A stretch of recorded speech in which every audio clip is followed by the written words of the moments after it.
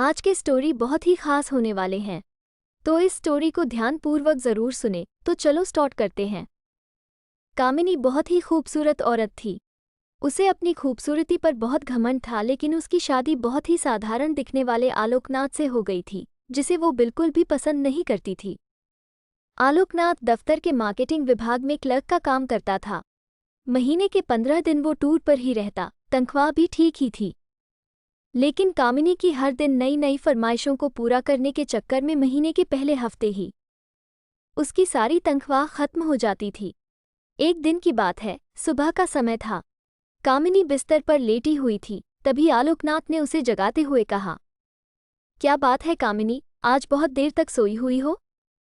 कामिनी, अरे, जिसकी किस्मत ही सो गई हो वो जागकर क्या करे? आलोकनाथ बोले, क्या बात है, आज सुबह सुबह ही ताने? कामिनी, तो क्या चाहते हैं आप, सुबह सुबह आपकी आरती उतारना शुरू कर दूं या पैर दबाऊं? आलोकनाथ समझ गया कि कामिनी को कोई चीज़ चाहिए, क्योंकि जब भी उसे कोई चीज़ चाहिए होती थी वो इसी तरह का नाटक करने लगती थी।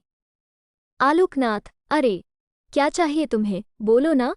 कामिनी, हाँ हाँ, बोल तो ऐसे रहे हो जैसे चांद तारे लेकर आ जाओगे मेरे लिए।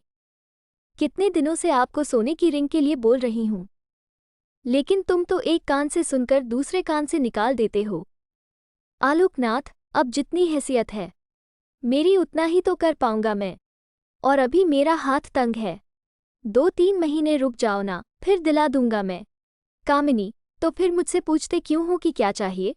जाइए, अपना काम करिए, मेरे सिर में बहुत दर्द है। आलोकनाथ क्या करता, किसी तरह कर्ज लेकर कामिनी के लिए रिंग ले आया, लेकिन कामिनी बहुत ही लालची औरत थी। उसे हमेशा कुछ नया चाहिए होता था। इस बीच कामिनी के पड़ोस में एक नया शादीशुदा जोड़ा अमन और सुप्रिया रहने के लिए आए। जब अपनी बड़ी सी कार में से अमन और सुप्रिया उतरे तो कामिनी अपनी बालकनी से उन्हें घूरते हुए सोचने लगी। कामिनी, मन में, वाह, कितना हैंडसम लड़का है, क्या मस्त कपल है दोनों, काफी अमीर भी लग रहे हैं दोनों। कितनी महंगी कार है इनकी, और एक मेरे पति हैं, न शक्ल अच्छी है और न ही कमाई। कामिनी को जब पता लगा कि ये जोड़ा बिल्कुल उनके बगल में रहने के लिए आया है तो वो उनसे दोस्ती करने के लिए मचल उठी। खास तौर पर अमन से उसकी दोस्ती करने की बहुत इच्छा थी। एक दिन वो उनके घर गई।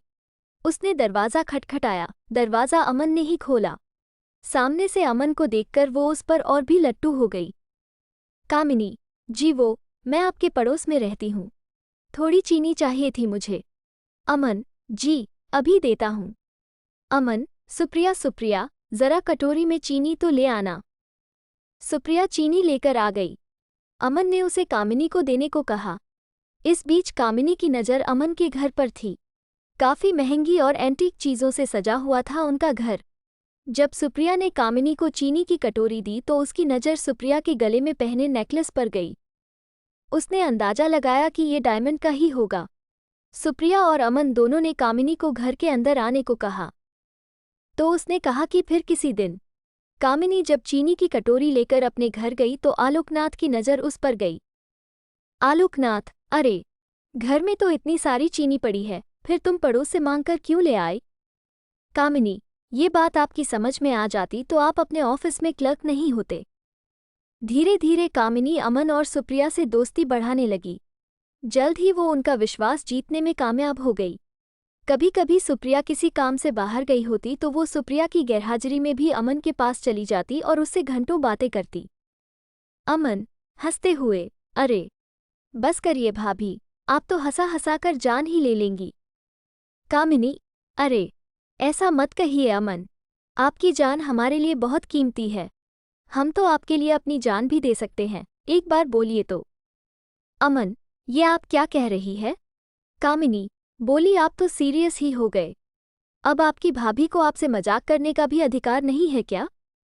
इनडायरेक्टली वो अमन को कई तरह के इशारे भी करती और उसे अपने झूठे प्रेम जाल में फंसाने की कोशिश भी करती, क्योंकि उसे पता था कि अमन बहुत ही अमीर है और वो उसकी सारी ख्वाहिशों को पूरा कर सकता है।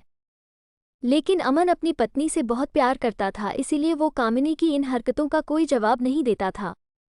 एक दिन की बात है, कामिनी अमन और सुप्रिया से मिलने उनके घर आई। सुप्रिया बोली, आइए आइए भाभी, हम आपकी ही बातें कर रहे थे। कामिनी, मेरी बात। सुप्रिया, अरे ये अमन तो हमेशा आपकी बात करते रहते हैं। कामिनी, अच्छा क्या कहते हैं अमन? सुप्रिया, यही कि आप बहुत अच्छी है। कितनी मज़ेदार बातें करती है। आपके जैसी पड़ोसी मिलना तो आजकल के समय में बहुत ही मुश्किल है।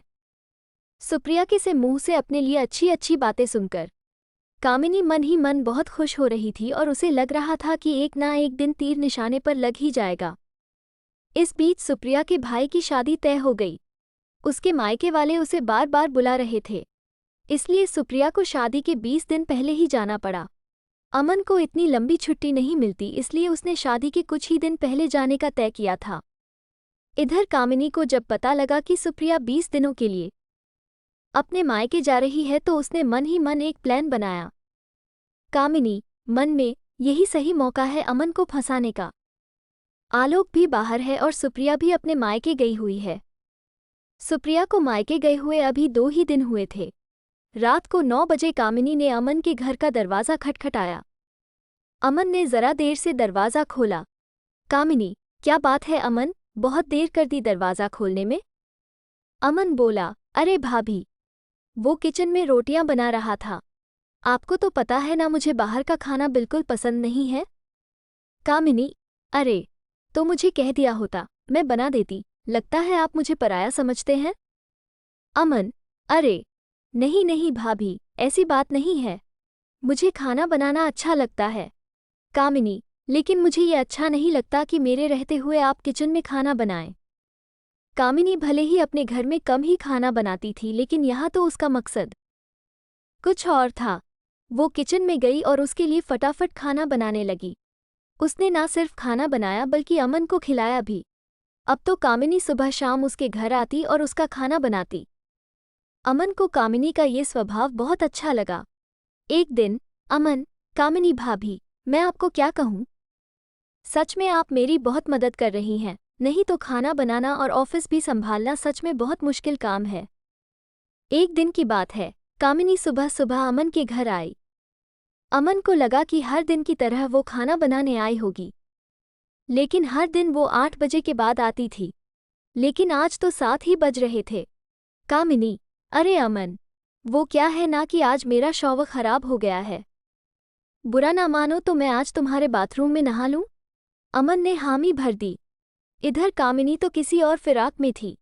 उसने अमन के बाथरूम में कैमरा छुपाया और उसमें ऑटोमेटिक क्लिक बटन ऑन कर दिया। थोड़ी देर बाद वो जोर से चिल्लाई। अमन डर गया कि आखिर क्या हो गया। वो भागा भागा बाथरूम के पास गया। उसे देखकर कामिनी अचानक से उससे लिपट गई और उसे जोर से पकड़ लिया। अमन को समझ नहीं आ रहा था कि आखिर हुआ क्या है। इधर कैमरा अपना काम कर रहा था। कामिनी बहुत देर तक जब उससे लिपटी रही तो अमन को भी अब अच्छा लगने लगा था, लेकिन अचानक अमन को लगा कि उससे गलती हो रही है, इसलिए उसने उसे झटके से हटाया। कामिनी, ओह सॉरी अमन। वो क्या है ना कि नहाते नहाते अचानक से पता नहीं कहाँ से दो छिपकली बाथरूम में निकल आई।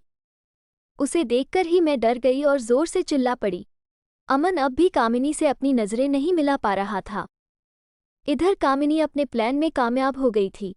अमन के साथ उसकी सारी तस्वीरें कैमरे में कैद हो गई थी, जिसमें उन दोनों ने एक दूसरे को गले से लगा रखा था। अगले दिन वो सारी तस्वीरें अमन को लिफाफे में अपने घर के बाहर पड़ी मिली। उन तस्वीरों को देखकर उसका दिमाग झन्ना गया। तभी कामिनी वहां गई। उसके हाथ में भी एक लिफाफा था। कामिनी, अमन, ये देखो, किसी ने कल हमारी तस्वीरें खींच ली है।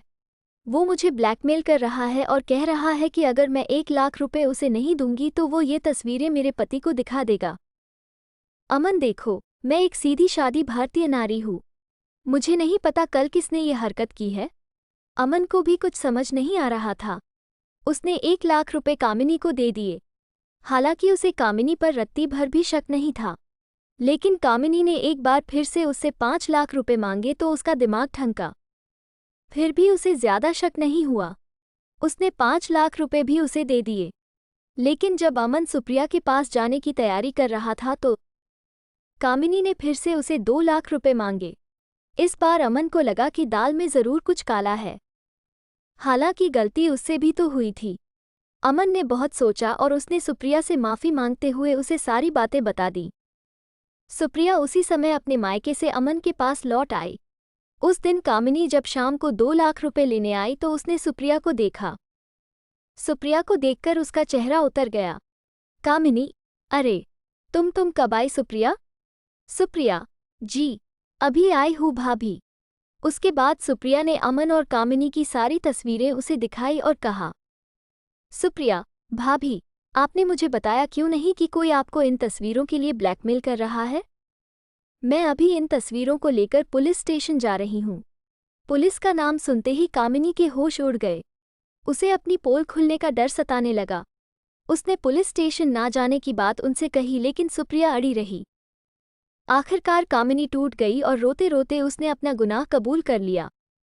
सुप्रिया, मुझे शर्म आती है आप जैसी औरतों पर जो अपने मतलब के लिए दूसरे मर्दों को फंसाती हैं।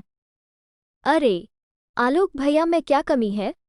वो बेचारे तो आपको हर खुशी देने की कोशिश करते हैं, लेकिन पता नहीं आपको ऐसा क्या चाहिए जो आपका लालच खत्म ही नहीं होता। कामिनी को अपनी गलती का एहसास हो गया था। उसने उन दोनों से माफ़ी मांग ली, लेकिन अमन और सुप्रिया ने कुछ दिनों बाद अपना फ्लैट खाली कर दिया और वो कहीं और रहने चले गए। तो दोस्तों, आपको ये मज़ेदार कहानी आपको कैसी लगी, हमें कमेंट करके ज़रूर बताएं। अगर आपको अच्छा लगा तो मेरे चैनल को लाइक शेयर सब्सक्राइब ज़रूर करें। मिलते हैं नेक्स्ट वीडियो में, तब तक के लिए बाय।